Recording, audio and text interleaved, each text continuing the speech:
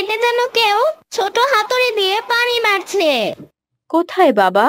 এখানে না, একটু ডানে, একটু বায়ে, একটু উপরে। ওরে না, এখন নিচে। ওটা তোমার পেট না ইয়ামিন, ওটা কেক, চকলেট আর আইসক্রিমের ছোট্ট একটা ড্রাম।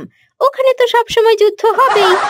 সাম্বার বাচ্চা, আমি পেট ব্যথায় মরে যাচ্ছি, আর তুমি আমার সাথে মজা নিচ্ছ। ইয়ামিন, তুমি একদম ভয় পেও না, আমি কালকেই তোমাকে ডাক্তারের কাছে নিয়ে যাব। তুই এখন বুঝবি, এটা কোনো সাধারণ পেট ব্যথা না, এটা কৃমির রাজত্ব। কৃমি দেখতে কেমন? ছোট্ট কেঁচোর মতো। ওরা চুপচাপ ঘুমায় না, কান গায় পেটের মধ্যে। খাই খাই খাই খাই খাই খাই খাই খাই। আমার পেট তো তাহলে এখন একটা মিউজিক স্টেশন হয়ে গেছে। আরে না না, তোমার পেট এখন ছোট্টখাটো একটা থিয়েটার। হা হা হা। এই ফয়সাল, ইয়ামিনের পেটের মতো তোর পেটেও কি সমস্যা নাকি? সারাদিন তো গরম হাওয়া ছাড়িস। হ্যাঁ শ্রাবণী, চুপ থাক, আমি এখন সিরিয়াস মুডে আছি। কি রে ফয়সাল, তুই আবার গরম হাওয়া ছাড়লি নাকি রে? হঠাৎ এমন বাজে গন্ধ বাইরে এলো কোত্থেকে? কালকে ইয়ামিনের সাথে তুইও ডাক্তারের কাছে যাস। দুলা ভাই, আপারে ডাকবো কিন্তু। তোর বোন তো আজ তো একটা টেপ রেকর্ডার, একবার চালু হইলে আর বন্ধ হইতে চায় না। শুনলাম ডাক্তার বেরি নাকি খুব সুন্দরী, এজন্যই তোরে যাইতে কইলাম, না গেলে কি আর করার। দুলা ভাই, ফয়সাল ডাক্তারের কাছে না যাওয়াই ভালো, কারণ ও গেলে ডাক্তারের চেম্বারকে গরম হাওয়ার গ্যাস চেম্বার বানিয়ে ফেলবে। তখন ডাক্তার বেরি ইয়ামিনের চিকিৎসা না করেই পালিয়ে যাবে। আর তুই ফয়সাল, পেটের চেয়ে পিঠে বেশি বাতাস খাস, বসে বসে যত গ্যাস ছড়াস।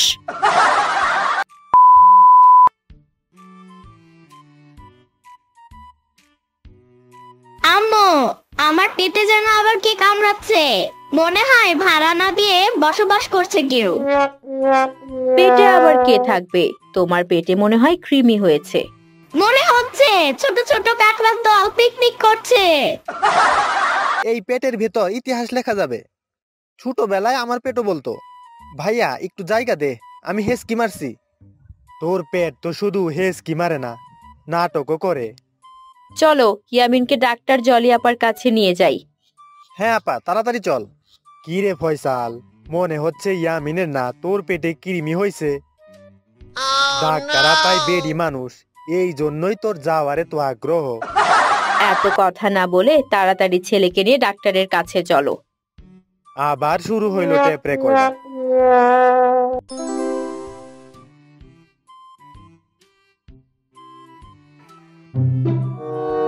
পেট ব্যথা মানেই তিনটা কারণ: বেশি চিপস, বেশি দুষ্টুমি, পেটের গেস্ট। ওই গেস্টের নাম কি? তার নাম কৃমি রাজা। আমার পেট এখন রাজ্যের মাহল। হ্যাঁ, আর সে রাতে পেটের ভেতরে নাচে। এটা কৃমি পেটের রাজত্ব দখল করে নিয়েছে। একে শুধু এক জাদুকরি ট্যাবলেট দিয়েই তাড়ানো সম্ভব। আমার পেট কি এখন গণতন্ত্রহীন অঞ্চল? না, এটা এখন কৃমিবাদী একনায়ক শাসন।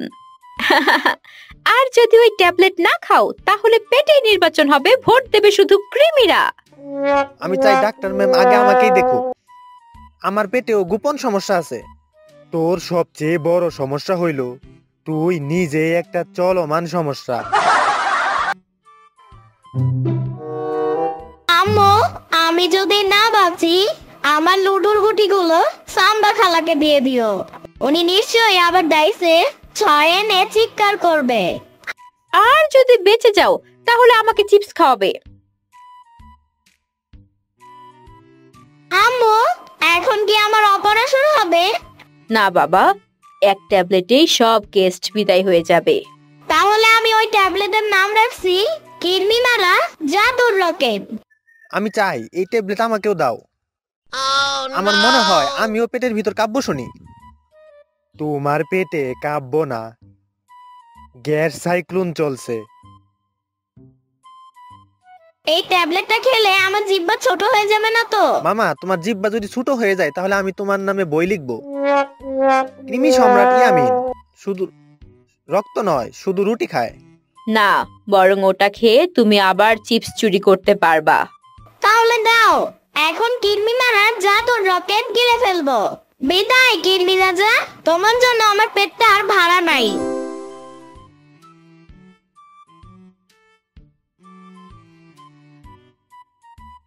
তোর কিমি কই গেল? ও চলে গেছে তার নিজ গ্যালাক্সিতে, ট্যাবলেটের রকেটে চলে। আমি এখন আমার পেটের রাজা। একটা ট্যাবলেট আমাকেও দাও। আমার মনে হচ্ছে আমার পেটের ভিতর কবি নজরুল বসে আছে। না ফয়সাল, তোর পেটে কেবল গরম বাতাসের মিটিং বসে।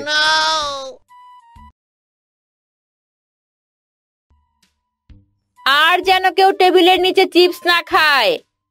আম্মু, আমি তো এখন একটা বদলে যাওয়া মানুষ। পেট খালি কিন্তু মুখে নাটক ভরা। সবাই মিলে নাটক করি, কিন্তু ইয়ামিন এখন থেকে ট্যাবলেট হিরো।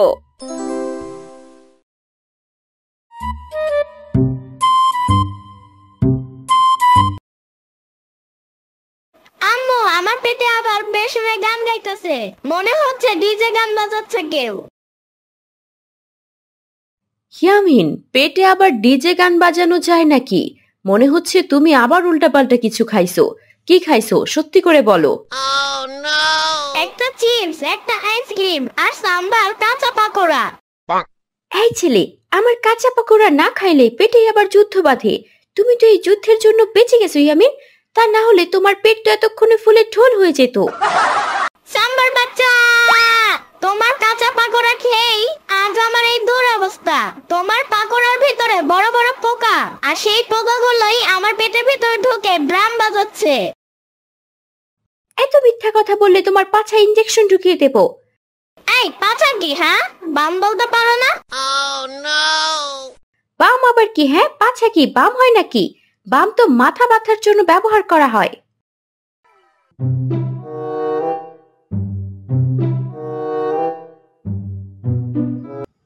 এই দেখো, তোমার নামে বই লিখছি।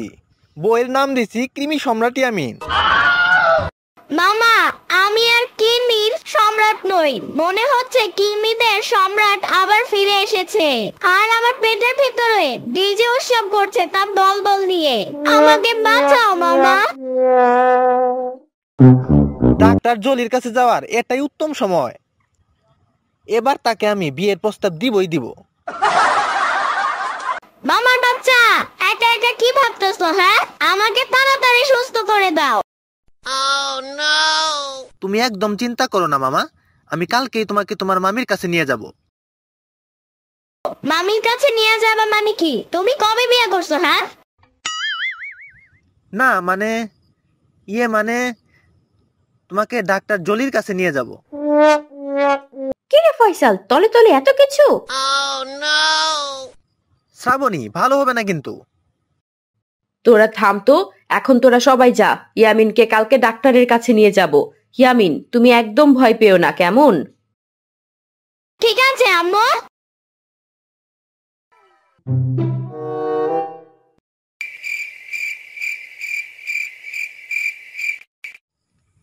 আমি ফিরে এসেছি, পেটের রাজত্ব আবার আমার। তুমি আবার এসেছো? তোমাকে তো ট্যাবলেটের রকেটে চড়িয়ে পাঠিয়ে দিয়েছিলাম, তারপরও তুমি কিভাবে ফিরে এলে? হা হা হা, আমি এখন ট্যাবলেট প্রুফ কৃমি, আর এবার আমার সেনাপতি লাল পোকা তুফান। না, কে কোথায় আছো? আমাকে বাঁচাও, আমাকে কিডনি সম্রাট মেরে ফেলবে। ইয়ামিন, এই ইয়ামিন, কি হয়েছে তোমার? আম্মু, আমি কিডনি সম্রাটকে দেখেছি। কৃমি সম্রাট? সেটা আবার কে? তুমি মনে হয় স্বপ্ন দেখছো ইয়ামিন। তোমাকে আজকেই ডাক্তারের কাছে নিয়ে যাব।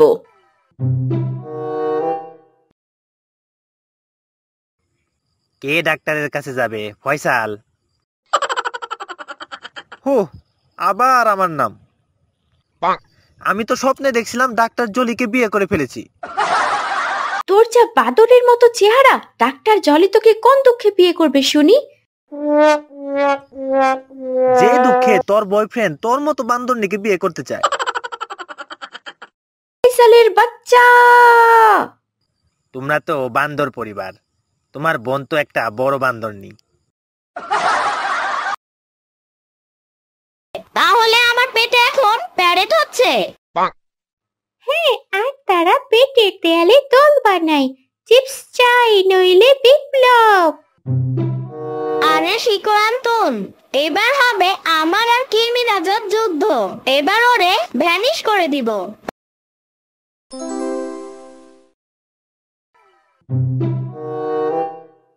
ইয়ামিন, তোমার পেট এখন যেন একখানা বাড়ি ভাড়ার বাসা। কৃমি, তেলাপোকা সব আস্তে আস্তে দখল নিচ্ছে। তাহলে কি এখন আমার পেট বস্তি? না না, এটা এখন পেটনগর মিউনিসিপ্যালিটি। তোমার ভাড়াটিয়ারা নিয়ম মানে না। এবার চাই একটাই জিনিস, কৃমি ক্যাচার 3000। এই ট্যাবলেটটা খেলে আবার আমার চোখ দিয়ে আলো বের হবে না তো? আরে না, বরং তুমি এই ট্যাবলেট খেয়ে পেটের রকেট হিরো হয়ে যাবে। আমাকেও দাও। আমার মনে হয় আমার পেটে এখন মঞ্চ নাটক হচ্ছে। আর সেই নাটকের নাম ভাজা বেগুনের অভিশাপ। তোর পেটে নাটক না, ফাঁকা আওয়াজ হয়। রাক্ষসের মতো খাবার খেলে এমন হবেই। দুলা ভাই, আমি রাক্ষস হইলে আপনি রাক্ষসের দাদা। খাইতে ধরলে ছাড়তে চান না। আপনার ওটা পেট নাকি ফুটবল?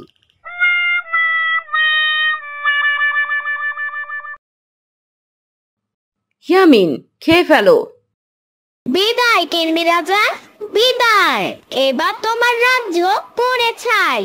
আমি ফিরে এসেছি, পেটের নতুন হিরো। না, এই ট্যাবলেট আমার দুঃস্বপ্ন। বাঁচাও, আমাদের পাখা চলে যাচ্ছে। পেটটা একদম শান্ত। এখন মনে হচ্ছে আমার পেটে ফুল ফুটেছে।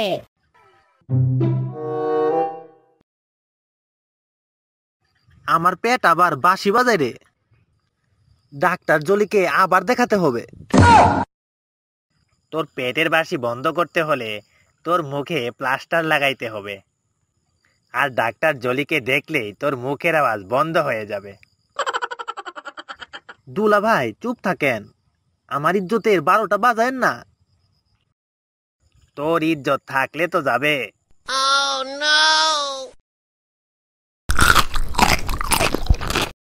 আমি গুনে গুনে খাবার দিছি। কেউ যদি চিপস চুরি করে, কাল থেকে খাওয়ার বদলে শুধু পেঁয়াজ দেব। আমি এখন পেটের সেনাপতি। চিপস খাই না, এখন স্বাস্থ্যবান খাবার খাই। যতক্ষণ না আমি পাকোড়া খাইতে বলি। আর আমি খালি গন্ধে খুশি।